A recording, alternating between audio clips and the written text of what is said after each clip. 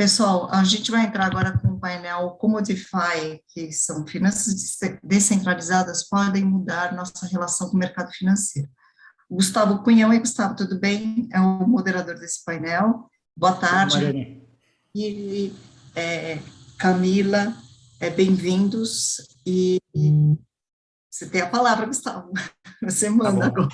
Vamos lá. Obrigado, Mariane. Obrigado, Tiago e toda a turma aí da BFintech. É um prazer aqui estar com vocês e com esse time aí de craques discutindo esse assunto, né? Quem que vai estar aqui hoje? Eu vou fazer uma breve introduçãozinha e vou passar até para depois vocês aí falarem um pouquinho aí do que vocês estão fazendo. Nós estamos aqui com o Safiri Félix, que hoje tem uma trajetória imensa aí na parte de cripto, que ele conta um pouquinho para a gente, mas que hoje está na Transfero, com a Rafaela Baraldo, Babi, que aí está na Pods Finance também, é uma estrutura muito interessante na parte de derivativos e de DeFi, e a Camila, que está no C-Labs aí, que é a plataforma de desenvolvimento aí da blockchain da Celo, né? Vamos lá, então, acho que antes da gente começar a discutir um pouco, acho que vale a pena só fale um pouquinho de vocês, acho que talvez começando pela Babi. Vamos lá, Babi? Oi, gente, um prazer estar aqui com vocês hoje. É um prazer revê-los. Camila, muito bom te conhecer. É, eu sou a Rafaela, meu apelido é Babi, eu sou co-founder e CEO da Pods Finance. A Pods é uma startup que está fazendo derivativos na blockchain do Ethereum. Basicamente, o que a gente está fazendo é transformando um derivativo, uma opção, em uma peça de Lego, né, que é o que a gente chama de Money Legos em DeFi, é um building block. E isso é extremamente interessante, enfim, a gente tá nisso já faz quase 2 anos, e acho que é isso sobre mim. Tá bom. Quer puxar agora, Camila? Quero sim, muito obrigada pela palavra, Gustavo. É um prazer estar aqui dividindo o palco com você, com a sua moderação. Babi, um prazer te conhecer pessoalmente também. Acho que é só rolar um pouquinho de Telegram, sabe como é que é? Conferência vai, conferência vem. Acho que o último convite que eu te fiz foi na ETHCC, para dar um pulinho lá na sala, mas acabou não rolando. Mariane, que está aqui, enfim, super fazendo essa organização, Tiago, Ale, Safira, a BFintex como um todo, é um prazer enorme estar aqui. Bom, Camila Rioja, para quem não me conhece, algumas pessoas me chamam de Mila Rioja, eu sou head do Brasil e de El Salvador, dentro da C-Labs. A C-Labs é uma desenvolvedora de negócios e de software, que opera em Celo. Para quem ainda não conhece a gente, é quase como se fosse assim, a C-Labs está para Celo, assim como a Consensus está para o Ethereum, seria essa a comparação. E para quem também ainda não conhece, Celo é o primeiro blockchain que foi efetivamente desenvolvido para mobile 700 mil vezes aí mais leve do que qualquer um outro, e com uma pegada muito relevante para a DeFi, né? Iniciativas como, por exemplo, o DeFi for the People, que é mais de meio bilhão investido em iniciativas que estão rolando no mundo inteiro para trazer essa inovação do DeFi para mais perto, né? Tanto assim, do institucional, mas também como do público, desmistificar um pouco dessa história aí do DeFi, e entrando agora de uma forma bastante interessante aqui no ecossistema do Brasil e também em El Salvador. Acho que vale contar que esses dois ecossistemas, eles são dois, né, dos 118 países em que a comunidade da Celo, ela se manifesta. A Celabs faz parte da comunidade da Celo, assim como mais ou menos 300 outras empresas e iniciativas, como a Deutsche Telekom e por aí vai. Então, fico aqui à disposição e super animada com essa oportunidade de contribuir com vocês para essa conversa super qualificada. Boa. Vamos lá, Safiri. Bom, primeiro agradecer o convite da BFintech, a oportunidade de conversar com o Gustavo, Camila, Rafaela. A gente está aí louco para poder se encontrar presencialmente, né? Acho que agora finalmente as conferências voltaram à rotina e acho que com certeza isso vai impactar diretamente aí na intensidade das trocas, né? Eu acho que a gente está num momento super positivo do mercado. Sem dúvida, DeFi em 2021 ganhou tração, né? A gente já começa a ver aí veículos não especializados tratados do tema. Mas eu acho que a grande oportunidade que a gente tem num painel desse tipo é separar um pouco do que é hype e do que de fato a gente tem de substância, né? Efetivamente entender quais são os casos de uso que já estão um pouco mais maduros e que, de certa forma, também já estão começando a ser acessados por parte, ainda na Faria Lima um pouco menos, mas em outras praças um pouco à frente, o mercado institucional já começa a olhar para isso seriamente e entender o tamanho da oportunidade que a gente está diante, né? Sempre quando alguém me pede para definir DeFi e criptoativos de forma geral, de uma maneira simples para que as pessoas consigam compreender, eu sempre faço uma analogia com o mercado de sistemas operacionais, né? Boa parte das pessoas teve o seu primeiro contato com um computador utilizando a plataforma Windows. Hoje, talvez um pouco menos, né? A Apple, ao longo do tempo, foi ganhando escala, mas a massa mesmo acaba adentrando esse mercado via Windows. Mas quando a gente faz uma análise um pouco mais aprofundada, na verdade, o sistema operacional praticamente dominante no mundo hoje é o Linux, né? Todo mundo que tem um Android no bolso está nada mais do que rodando uma versão alterada do Linux, que é um sistema operacional baseado em código aberto. Então, quando eu traço esse paralelo para o mercado financeiro, eu posso dizer que os produtos financeiros que até então a gente estava habituado é a experiência Windows, né? Então ela é mais comoditizada, ela tem ali uma experiência facilitada e ela é feita pensando numa massa de usuários, né? Então é uma mesma experiência para um leque muito grande de perfis de usuários. E quando a gente olha para a DeFi, a gente está falando exatamente do Linux, né? A gente está falando da capacidade de tirar proveito da característica dos criptoativos, que nada mais são do que formas de dinheiro programáveis, para estabelecer novos arranjos e explorar novos casos de uso. Então, acho que essa é um pouco da minha mensagem inicial. Boa, Safiri. Você já puxou uma coisa que acho que é bem interessante a gente analisar aqui, antes da gente começar até uma discussão um pouco mais técnica, talvez, ou mais profunda em relação ao DeFi, né? Que é o conceito de DeFi, né? Você já deu a introdução, essa visão aí de o que é Linux versus Windows. Camila e Rafaela, Babi, eu posso chamar de Babi, né? Ou Rafaela? Então, Camila e Babi, como é que vocês veem isso aí? Eu queria ver um pouco de vocês, a definição do que é DeFi para vocês. E aí, talvez... vamos Babi primeiro e depois Camila, então. Tá bom. Bom, gente, para mim, DeFi é basicamente uma nova forma de pensar e de programar o sistema financeiro. Então, hoje em dia, o que a gente consegue fazer com o DeFi é olhar para cada um dos pedacinhos dele, então uma stablecoin, uma exchange, um mercado de empréstimos, enfim, um mercado de derivativos, a gente consegue olhar para cada um deles como se eles fossem uma pecinha de Lego, e a gente consegue montar essas peças em diversas maneiras e, de certa forma, construir produtos que não existiam e que não são capazes de existir no mercado tradicional. Então, a gente está mexendo aqui com uma tecnologia que ela é diferente da tecnologia de mercado tradicional, desde o seu dia número 1, do dia 0, ela já nasceu muito diferente. E por ter nascido de uma forma tão diferente, ela possibilita também coisas muito diferentes. Então, assim, para mim, DeFi é basicamente dinheiro programável e como a gente consegue usar essas peças de Lego, que são, enfim, hoje em dia conhecidos como, sei lá, derivativos, empréstimos, de várias maneiras para criar novos produtos. Essa conversa é uma conversa muito interessante, eu acho que a gente pode abordá-la de diferentes lados, né? A gente pode ser um pouco mais prático, pode ser um pouco mais teórico. Já falaram aqui os meus colegas de painel em conceitos muito relevantes, que é essa história do dinheiro programável, que vem um pouquinho aí na fala do Safiri de uma forma, enfim, qualificada, né? Sobre você poder fazer isso em sistemas de código aberto. A Rafaela traz essa questão, que além do dinheiro programável, ela está dando uma analogia, trazendo como essa história aí do Money, Lego, mas um lugar que eu gosto de puxar para o DeFi é mais ou menos o seguinte, todo mundo fala, puxa, a gente está vivendo uma super revolução financeira, né? E quais são as inovações que a gente pode trazer dentro dessa lógica da revolução financeira, dentro da quarta revolução industrial, e com as oportunidades que o blockchain trazem para a gente. Mas o que eu gosto de pensar é que não é só uma revolução financeira que a gente está passando, a gente está passando por uma revolução profunda e uma transformação muito relevante de infraestrutura e de relações humanas. Então, basicamente, para mim, o que é a DeFi? É a possibilidade da gente experimentar através de novas soluções econômicas que sejam implementadas através das possibilidades que esse mundo do blockchain traz para a gente, para resolver alguns problemas que a gente tem hoje em dia com relação à sociedade que a gente vive, seja para uma melhor distribuição de renda e acesso, seja para uma melhor opção, uma opção um pouco mais inteligente ou interessante interessante de ter acesso a um determinado financiamento, ou de fazer a distribuição de um auxílio emergencial, ou de possibilitar que as pessoas invistam.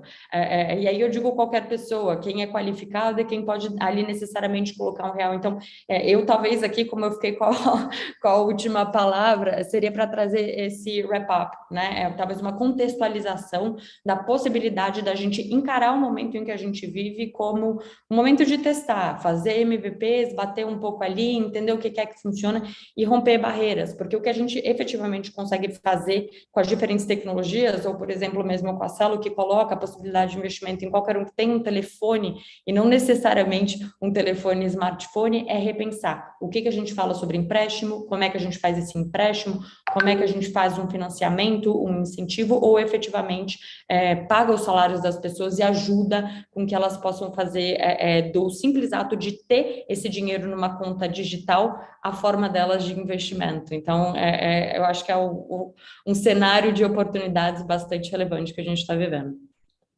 Eu vou pegar esse teu pedaço agora que você comentou também, que eu acho que é bem importante. E para mim, minha visão é de que você tem aí uma nova infraestrutura de mercado global, que não tem nada a ver com região, etc. Então, todos os sistemas financeiros hoje são baseados em regiões geográficas, né? Quando a gente vai para a DeFi, ela não tem uma região geográfica, porque ela já nasce nesse mundo de blockchain novo, acho que isso permeou aí, acho que é o que vocês comentaram, né? Quando a gente está olhando assim, desenvolvimento de tecnologia em modo geral, em geral, essas tecnologias novas vêm para ajudar e para fazer alguma coisa melhor do que já está sendo feito, né? E depois daí segue para uma coisa mais disruptiva, essa parte de revolução, uma coisa mais revolução que você comentou, Camila. Em que estágio vocês acham que está DeFi hoje? Ele está só tentando replicar o que é o sistema financeiro e os produtos e commodities do sistema financeiro tradicional para essa nova arquitetura aí dentro de blockchain? Ou você já vem disso de que tem coisa disruptiva ou coisa revolucionária sendo feita já aqui dentro? Não, sem dúvida a gente já tem casos muito relevantes, né? Se a gente pega aí os volumes de negociação de protocolos como o Uniswap, por exemplo, ele negocia diariamente algumas vezes mais do que o volume global da B3, né? Então isso é um indicador que definitivamente sinaliza que você tem ali um mercado se formando com níveis cada vez mais relevantes de negociação sendo executados todos os dias, né? E infraestruturas que funcionam de forma não permissiva, 24 horas por dia, 7 dias por semana. Eu acho que a grande resposta que eu espero obter nos próximos anos é se essa tecnologia vai ser primordialmente utilizada para incluir os excluídos do sistema financeiro, ou, que é a tal da história do bancarizar, mas por uma outra via, né?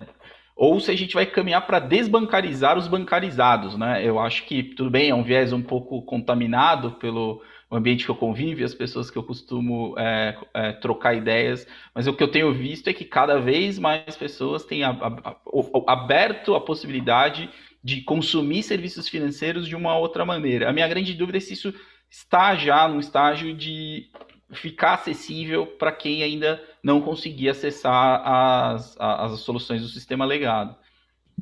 E aí eu posso só comentar um pouco, depois eu passo aí para a Camila e Rafael. Aliás, vamos fazer aqui, nós estamos falando sobre economia distribuída, então assim, fiquem à vontade, não fiquem eu precisando passar a bola, então assim, interrompam e começam a falar aí à medida, mas eu acho que quando a gente fala assim, dessa nova economia, dessa nova estrutura, até a palavra desbancarizada é uma coisa que é estranha comentar, né, porque assim, já associa a banco, né, que na verdade hoje você não precisa, e o que eu vejo, Safira, é muita gente entrando já nesse mercado, e esse pessoal mais novo já indo não para banco, já vai para uma estrutura assim, né? Então, um pouco do que você está falando, daqui a pouco o cara nem vai lembrar o que é banco daqui 20 anos, banco como a gente conhece hoje, né? Acho que os bancos também vão mudar. Mas o meu ponto que eu queria comentar aqui em relação a DeFi é, assim, a gente vê hoje o começo de DeFi, o começo das coisas, meio replicar o que está sendo feito antes.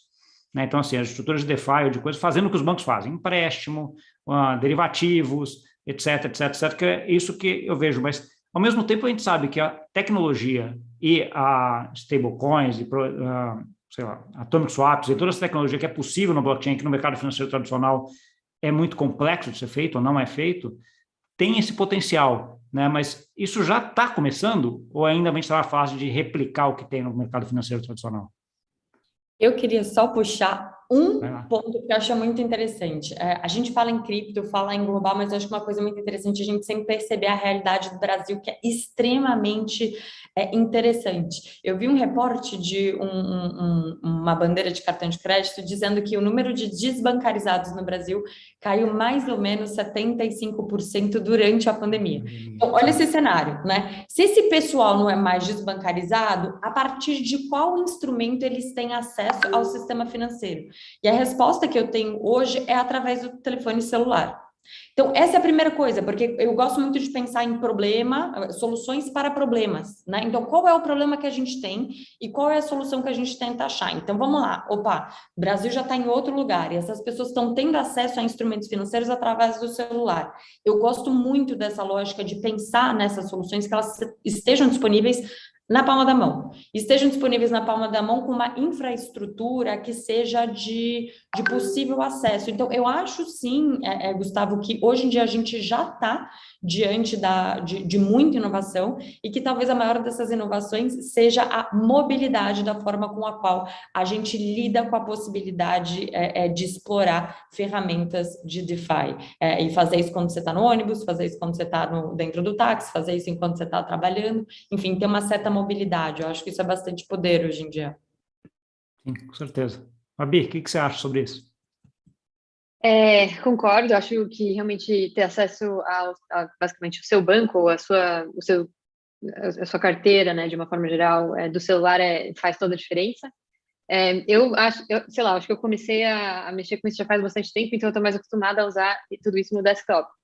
E em relação aos produtos de DeFi, eu acho que eu concordo com você, Gustavo, que a gente viu bastante produtos e protocolos tentando replicar o que já acontecia no mercado tradicional, mas invariavelmente, ou esses produtos não encontraram não sei, uma atividade muito grande, e não estou falando do Uniswap, estou falando, sei lá, por exemplo, um order book um livro de ofertas na blockchain versus um livro de ofertas né, tradado na Deribit. Elas acabam não fazendo tanto sentido, às vezes, na forma como ela está sendo implementada. Então, às vezes, por questões até técnicas, a gente precisa fazer adaptações ao que está sendo trazido, né, do mercado tradicional. E isso vai acabando ficando com uma cara um pouco diferente. E, de repente, aquilo era um token, e aí, de repente, chega um outro protocolo e usa esse token lá dentro de um jeito que nunca ninguém tinha pensado. E isso tem acontecido, e para mim isso é muito legal. Eu acho que uma das coisas que eu poderia compartilhar é que eu vi recentemente, tem um protocolo, por exemplo, que ele está fazendo como que fosse uma hipotetização. Eu acho que tenho muita dificuldade de falar essa palavra, mas em inglês a gente está chamando isso de self-repaying loans.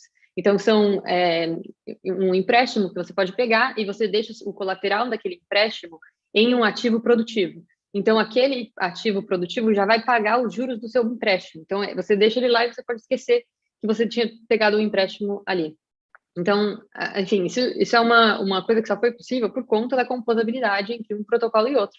Isso é uma mistura de um protocolo com o outro e acaba fazendo bastante diferença. Enfim, acho super interessante.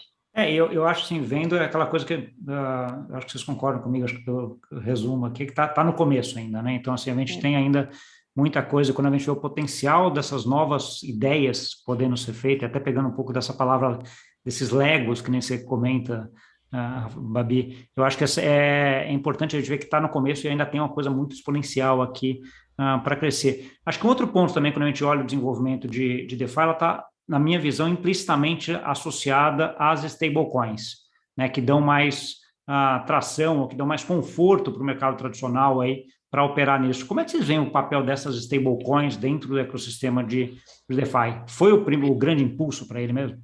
Sim, sem dúvida, mas a gente tem que entender o porquê disso, né? Você não consegue interagir com esses protocolos com formas de dinheiro que não sejam nativamente digitais, né? Essa é a barreira de entrada. E aí o que o papel que as stablecoins acabam fazendo é da tradução, né, de um instrumento que não conversa com essas infraestruturas para algo que seja nativamente digital e possa interagir usando dessa dinâmica do dinheiro programável.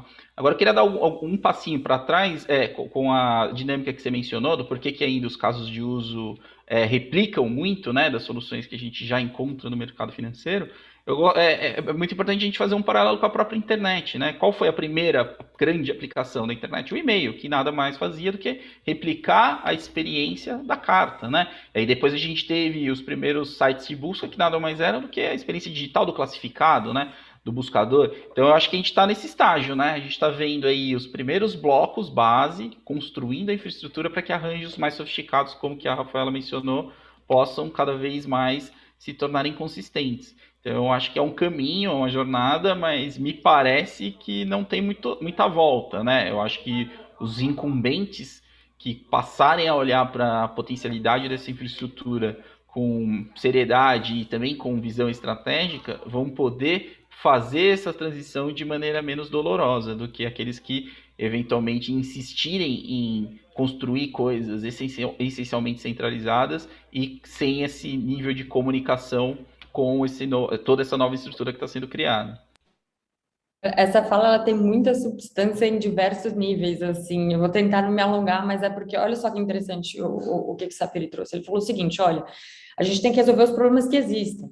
Existem instrumentos que funcionam muito bem, então você não precisa reinventar a roda. Agora, se existe um sistema operacional, uma lógica um pouco mais célere que traz benefícios para você fazer, desculpa, minha cachorra adora participar em todas as palestras que eu faço. Não garanto que essa vai ser a primeira intervenção, tá? Mas, enfim. Então, tem essa primeira parte, que é assim, opa, o que não está funcionando? É o instrumento ou é a ferramenta do instrumento? Pô, a ferramenta do instrumento está, né, século passado, então vamos otimizar? Pô, primeiro ponto. E aí, a partir disso, tentando juntar essas três falas, temos uma infraestrutura nova, Web 3.0, que traz uma série de benefícios. Benefícios de privacidade, benefícios de segurança, etc. e tal, não é esse o tema da palestra. A gente tem, hoje em dia, a possibilidade de testar novos modelos mais arrojados de pensar em financiamento, que é o que a Rafaela trouxe. E o que eu acho que tem no meio de toda essa conversa, que é o ponto do Gustavo, que é o seguinte, por que uma stablecoin, né? Porque, efetivamente, o que você quer dar? Liquidez. Você quer que, em um momento, essa pessoa, esse indivíduo esteja, enfim, se beneficiando de, por exemplo, emprestar uma espécie de colateral para alguém desenvolver um projeto e também possa ali, de repente, usar essa mesma ferramenta para comprar um pão, para pagar a conta de luz. E isso tudo de uma forma muito, enfim, eu acho que linear e tranquila. Eu vou encerrar por aqui, porque eu acho que a Mia disse que já deu meu horário, mas acho que essa era a contribuição agora. Tá bom. Fabi, alguma coisa a falar aí sobre o papel das stablecoins no ambiente de DeFi? Eu acho que foi extremamente importante, historicamente, olhando quando o DeFi estava começando. Então, eu sinto que Maker ali trouxe um modelo, não só do protocolo, no desenvolvimento do próprio protocolo, que foi muito interessante, e outros protocolos seguiram bastante, observando o que eles tinham feito, mas simplesmente a existência da stablecoin ali, que podia ser usada em outros protocolos, fez bastante sentido. Acho que também, pelo ponto de vista, não sei, mais humano, mais simples de entender qual que é o tamanho daquele empréstimo que você está pegando, qual é o tamanho da sua dívida, enfim, quanto você está pagando de juros. Acho que tudo isso faz diferença, especialmente porque não é todo mundo que é assim, um super trader, que consegue entender todas essas diferentes exposições entre moedas, números extremamente quebrados e fracionados. Então, quando você traz a stablecoin, você traz como se você estivesse humanizando, um pouco de todo esse arcabouço que estava sendo construído ali. E aí isso, na minha opinião, desbloqueou a criatividade de muita gente. Uma coisa interessante, só para agora que minha dona me deixou falar, pensa um pouco também nessa história. Olha, tem uma coisa super interessante que eu acho que são esses pools que hoje em dia você pode emprestar dinheiro e sem uma chance de perda, que eles falam o no loss lotteries, eu acho que esse é um dos nomes que eles utilizam. Olha só que interessante. Você vai lá fazer uma espécie, né, de fezinha, mas a verdade o que você está fazendo é provendo colateral, né? Enfim, então eu acho que existem, e eu acho que o poder da comunidade hoje em dia ele é muito grande, com a acessibilidade dessas novas ferramentas e possibilidades para a comunidade de desenvolvedores.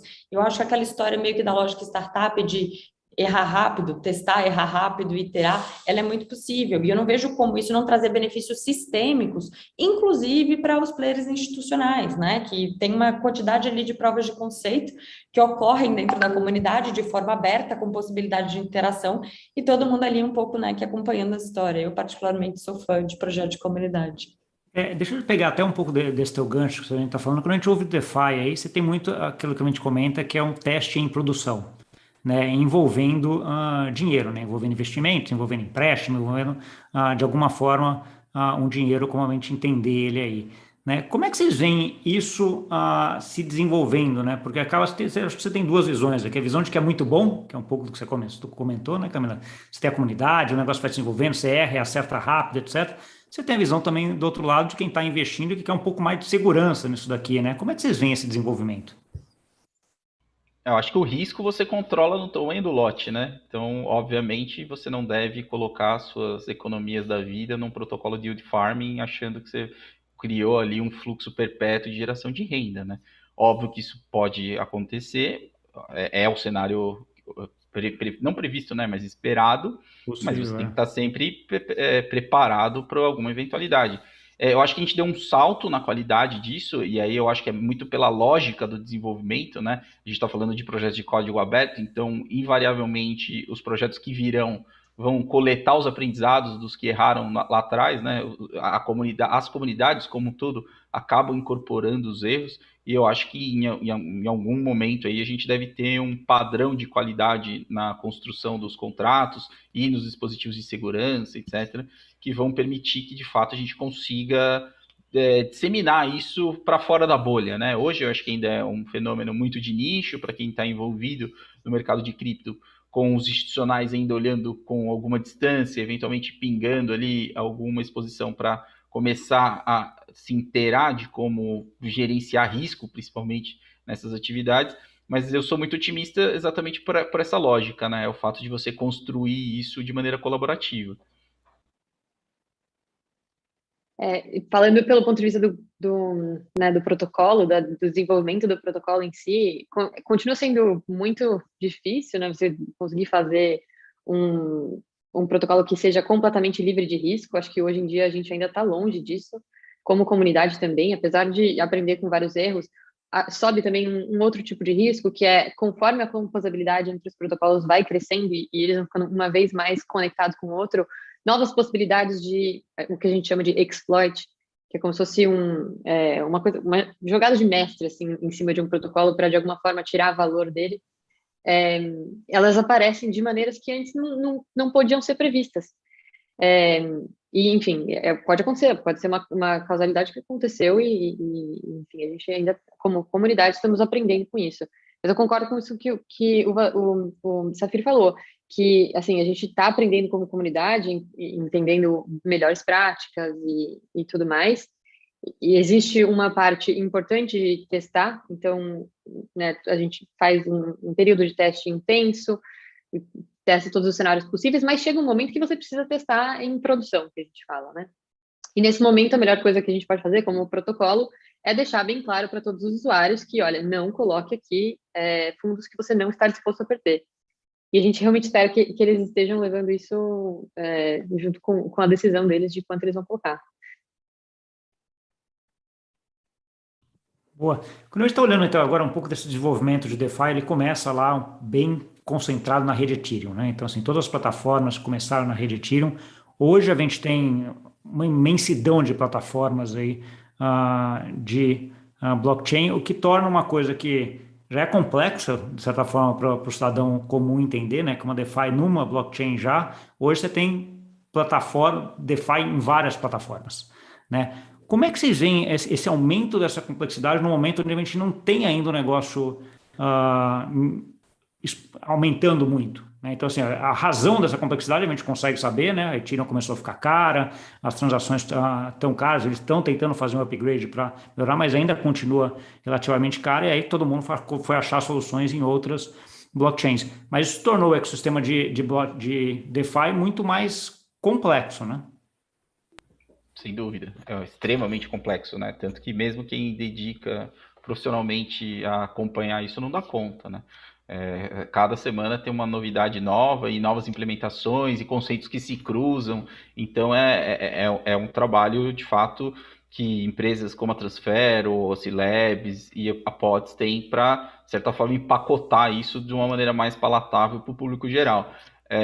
Eu acho que é um processo, não vejo isso revertendo no curto prazo, mas ao mesmo tempo eu consigo ver o upside disso, né? Que é você ter um leque maior de opções para que você possa testar arranjos que eventualmente não funcionariam bem numa plataforma que em outra encaixa, né? Então, será que o tipo de solução que você está fazendo precisa ter um nível de descentralização muito alto? Ou, eventualmente, protocolos que oferecem um número suficientemente razoável de nós, validadores, já poderiam atender a sua necessidade, né? Eu acho que dentro dessa lógica, o próprio fenômeno da Binance Smart Chain justifica isso, né? Ela nada mais é do que uma versão do Ethereum, cujo grande diferencial é ter um número reduzido de nós, né? Então ela é muito mais centralizada, eu diria que ela é até arriscadamente excessivamente centralizada, mas ao mesmo tempo ela entrega como contrapartida uma performance e um custo muito mais competitivo. Então, o que a gente acaba encontrando agora é um leque maior de opções, e aí cada caso de uso vai ter que tomar essa decisão, qual plataforma que pode atender melhor. Eu tenho, assim, acho que a palavra que vocês usaram foi complexo. Se está complexo, eu acho que a gente precisa repensar, né? Porque complexidade é diferente de oportunidade. O fato de ter, hoje em dia, um push muito grande de diferentes protocolos e mesmo da comunidade para diversificar as oportunidades dentro de DeFi, eu acho que por si só é muito positivo. Agora, existe hoje em dia uma certa vanguarda em trazer as soluções de DeFi com maior acessibilidade para o usuário final. Então, isso eu diria que é uma tendência, essa desmistificação e a possibilidade de você fazer isso, né, seja a nível como um play institucional ou um play diretamente de comunidade, através de ferramentas que sejam acessíveis e de forma simples à comunidade, eu acho que são uma tendência. E aí a gente pode colocar alguns dos elementos que podem fazer a diferença nessa escolha que o Safiri trouxe aqui para a gente. Talvez seja a questão da segurança, né? Um segundo ponto que eu acho que é muito interessante é a acessibilidade. A terceira coisa, o terceiro ponto, eu acho que é realmente o caso de uso, né? Como é que qual é o objeto, qual é o fim, quem é o cliente específico e o que você quer alcançar. Então, eu, na verdade, acho que complexidade, o nível da complexidade, eu acho que ele vai cair ao longo do tempo, exatamente por conta da competição, né? Que as pessoas vão tender a migrar para o que for mais, enfim, tiver menos fricção, tanto do ponto de vista de desenvolvimento, quanto do ponto de vista de usabilidade. E aí, daí para frente, é um futuro do tópico muito interessante, em que a gente, em comunidade, vai poder escolher como financiar, enfim, melhorias para uma cidade, ou para alguma coisa compartilhada, para uma praça que você divide com alguém, até para você necessariamente fazer projetos bastante grandiosos de investimento em questões de infraestrutura pública. Pelo menos assim eu penso. Boa. Babi, como é que você vê essa questão da interoperabilidade aí, desse mar de blockchains que a gente tem hoje para desenvolver dentro do DeFi? Eu acho que do ponto de vista de usabilidade do usuário final, a complexidade para quem está entrando aumentou para caramba. Então, até outro dia eu estava falando com um amigo que estava fazendo algumas transferências entre networks e ele, em um momento, achou que tivesse perdido o dinheiro dele. Falei, não, calma, vamos lá. Ainda está aí. E acho que é o caso da gente, sei lá, eu comecei um tempão, vocês aqui também, antes era, ok, a carteira da Ethereum você resolvia, agora de repente você tem Ethereum, tem Solana, tem Celo, você tem várias ali, sem contar as Layer 2 da própria Ethereum, né? Polygon, etc. Então, assim, fica uma coisa até da parte de controle, você saber onde está o quê, complexo, né? Bem complexo, eu acho que, desse ponto de vista, ainda está difícil para quem está chegando agora com o arcabouço que a gente tem agora, com a infraestrutura que a gente tem agora. Eu acho que, mais para frente, vai ser interessante observar as wallets, exchanges, começando a abrir as portas para a DeFi e oferecendo uma experiência muito mais simples para o usuário que está vindo de um banco, que está vindo de uma fintech, que não necessariamente sabe manejar um MetaMask, sabe manejar uma browser wallet, como a gente tem feito, né, desde o começo. Então, eu esperaria observar esse movimento acontecendo, eu acho que isso é uma tendência para o ano que vem, enfim, algumas já estão fazendo isso, Apesar de achar que tem alguns protocolos que ainda não estão prontos para receber essas pessoas, esses usuários. Enfim, a gente ainda tem bastante para evoluir, enfim, e para crescer. Então, eu acho que esse movimento vai acontecer enfim, com algum ritmo, dependendo da instituição que estiver integrando essa solução de usabilidade para os usuários. E, enfim, vai ser no final vai ser muito, muito legal para os usuários, né, que vão poder acessar tudo isso sem passar pela complexidade de ter que fazer isso sozinho com uma browser wallet. Ótimo. A gente acabou entrando por um campo aqui bem mais técnico e complexo, né? Eu queria voltar agora, a gente já está chegando perto do final, deixar aí que vocês, palavra final para vocês, mas visando aquela pessoa que está começando hoje, que está começando a entender o que é DeFi e quer experimentar. Qual que seria a dica que vocês diriam? Qual é o caminho que ela deve seguir, ele ou ela deve seguir para entrar em DeFi agora? Primeiro busque conhecimento, né? Tente entender aí, já tem muito material na internet disponível. Em português a gente ainda tem uma certa carência, mas aos poucos várias iniciativas aí têm tentado suprir esse gap. Mas é importante que você faça a devida diligência, né? Entenda qual é o protocolo que você está interagindo e quais são os riscos envolvidos. A outra é uma dica que serve também para qualquer outro tipo de investimento, né? Não existe retorno acima da média sem que ele seja acompanhado de um risco correspondente. Então é muito tentador você ir atrás de protocolos de yield farming que pagam rentabilidades bastante gordas aí quando a gente compara com as alternativas do mercado convencional, achar que aquilo você está comprando um instrumento de renda fixa, né? Não é a mesma coisa. E aí, no mais, eu acho que a melhor forma de aprender é interagindo com os protocolos, né? Então, separa uma pequena quantia, faça suas primeiras transações, e aí vai aumentando o seu nível de exposição à medida que você vai ficando mais confiante e habituado com as peculiaridades desse mercado. Concordo plenamente. Acho que o Safiri fez um ótimo resumo de como começar em DeFi. Conhecimento é o melhor começo. Eu sugeriria um livro, se você quer entender um pouco mais sobre a história, de como começou, sobre a comunidade, sobre o que tudo isso significa para a gente. Eu sugeriria a leitura de um livro que chama The Internet Machine, de uma autora que chama Camila Russo. Ela é muito, muito boa. A gente, enfim, tem um carinho enorme por ela na comunidade. E ela conseguiu traduzir ali de uma forma muito legal a história dessa comunidade. Eu acho que faz bastante sentido ler. Esse mesmo. Isso mesmo. Você me deu a dica aqui, eu comprei e já li. É espetacular. Para quem quer conhecer, tem a história da rede Ethereum enorme, colocada, eu li no final de semana, é fácil de ler, muito legal esse livro. Obrigado pela dica, por sinal. Imagina. Camila, vamos lá. Quem estiver começando DeFi agora, como é que começa? Não tem, assim, quando a resposta ela é muito clara, não tem muito o que a gente florear. Então, são diferentes formas que a gente está dando aqui de estudar, né? E uma sugestão é testar. E testar com pequenos valores. É realmente assim, olha, gostaria de entrar, antes de entrar em DeFi, vamos entrar em cripto.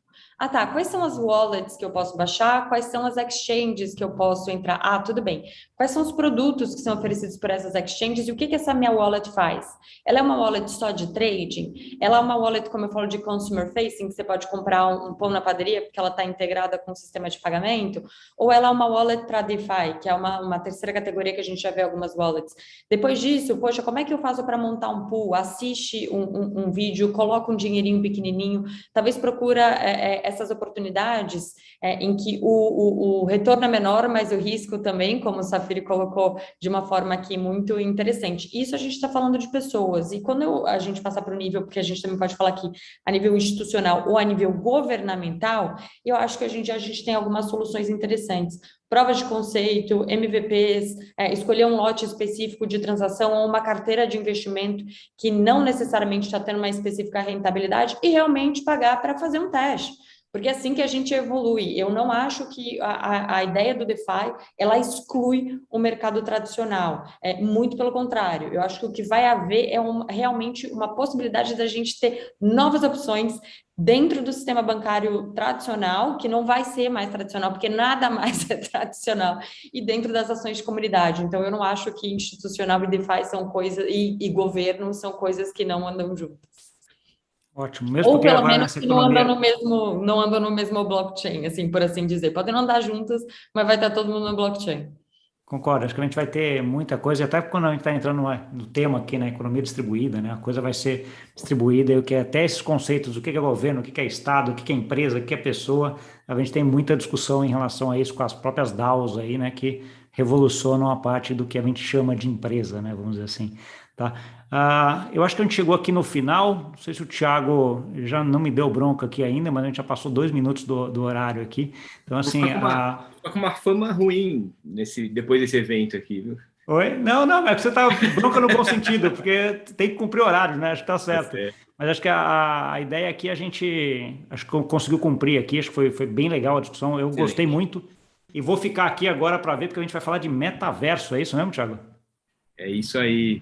Bom, vamos passar para o Felipe, mas queria agradecer você, Gustavo, a Babi, Safiri, Camila.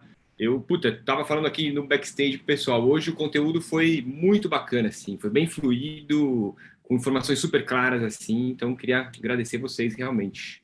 Ótimo, eu agradeço por mim, acho que por eles também é o convite, né? Acho que está todo mundo feliz. Acho que eu gostei muito da coisa, aprendi bastante também, a gente discutiu bastante, acho que foi bem legal aqui.